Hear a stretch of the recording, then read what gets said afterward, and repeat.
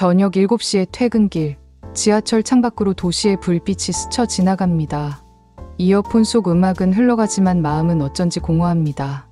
오늘도 누군가의 부탁을 들어주느라 점심을 거르고 동료의 업무를 대신 처리하느라 야근 예약까지 해두셨죠. 집에 돌아가면 가족을 위해 저녁상을 차려야 하고 주말에는 친척 모임 일정도 이미 잡혀 있습니다. 이렇게 바쁘게 살았는데 이상하게도 마음은 점점 더 허기집니다. 왜일까요? 지금 우리 앞에 놓인 화두는 그것입니다. 남을 위해 살다 결국 후회하는 사람들. 혹시 여러분의 이야기이기도 한가요? 얼마 전 상담실에서 만난 34세 간호사 은정 씨를 떠올려 봅니다. 은정 씨는 직장에서 늘 천사라 불립니다. 동료가 야간 근무를 힘들어하면 대신 근무표를 바꿔주고 환자가 새벽에 호출하면 누구보다 먼저 달려갑니다. 퇴근 후에도 병동단체 채팅방 알림이 울리면 제가 처리할게요 하고 나섭니다. 이렇게 남을 위해 애쓰다 보니 정작 자신은 병원 문을 나서는 순간 녹초가 됩니다. 휴일마다 밀린 집안일에 부모님 부탁에 친구의 고민 상담까지 이어지니 숨 쉴 틈이 없습니다. 결국 은정 씨는 어느 날 몸살로 쓰러져 응급실 침대에 누운 채 울음을 터뜨렸습니다. 제가 이렇게 된 건 제가 너무 착해서일까요? 그 질문이 저를 깊이 울렸습니다. 착함이 죄가 되어서는 안 되는데 왜 우리는 착할수록 스스로를 고갈시킬까요? 남을 위해 산다는 것은 곧 나의 에너지를 타인에게 빌려주는 일입니다. 물론 인간관계의 아름다움은 주고받음에 있습니다. 문제는 나를 돌볼 분량까지 넘겨준 뒤에도 멈출 줄 모를 때입니다.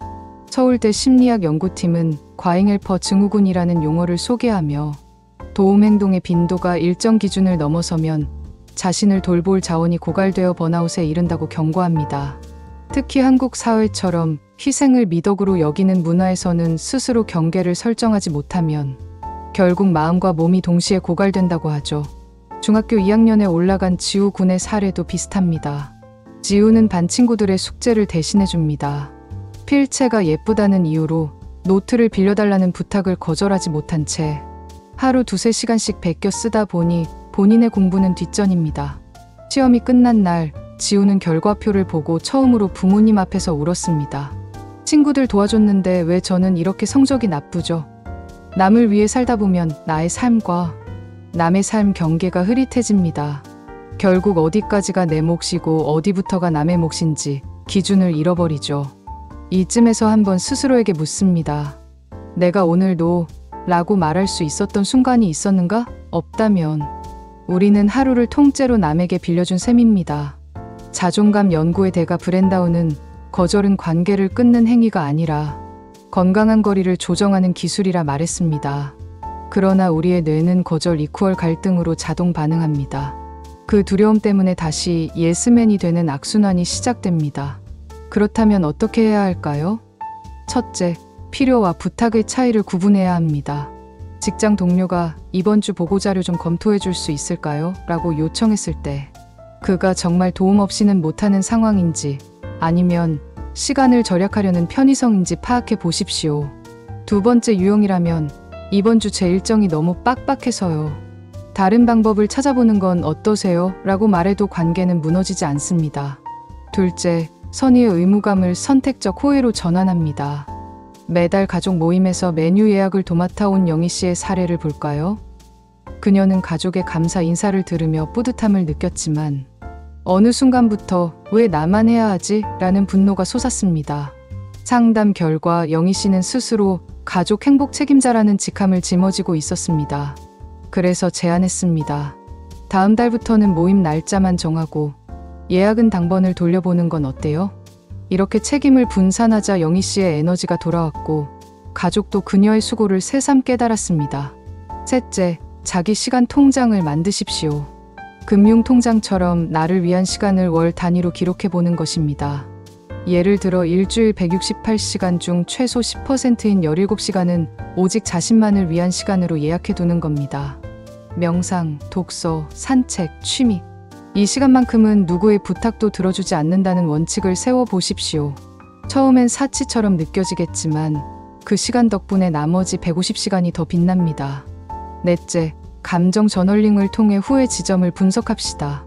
오늘 내가 한 선의가 나를 살렸는가, 갉아먹었는가 라는 질문을 저널에 적고 감정 점수를 1부터 10까지 매겨보세요. 5 이하라면 그 도움 행동은 조정이 필요하다는 신호입니다.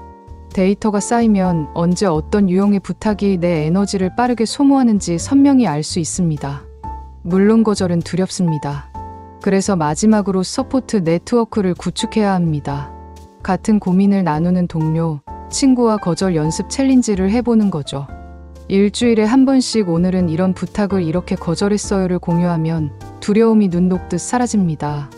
관계 심리학 연구에 따르면 거절 연습을 함께한 그룹은 혼자 훈련한 그룹보다 40% 이상 거절 효능감이 높아졌다고 합니다. 이제 우리는 가벼운 시각화 연습으로 강의를 마무리하려 합니다. 눈을 감고 마음속에 거대한 연못을 떠올려 보세요. 그 연못은 나의 에너지를 상징합니다.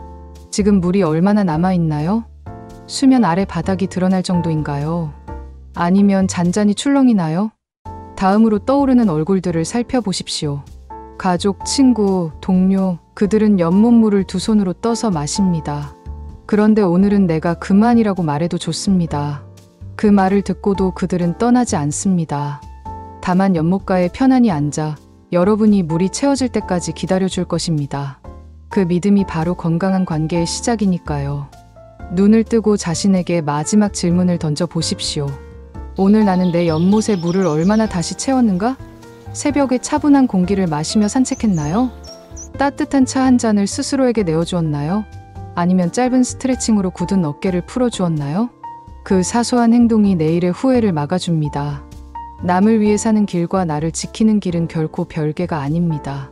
오히려 잘 쉬고 잘 거절하고 잘 나누는 사람이야말로 오래도록 남을 돕습니다. 여러분의 연못이 오늘도 천천히 그러나 꾸준히 차오르길 바라며 이만 마치겠습니다.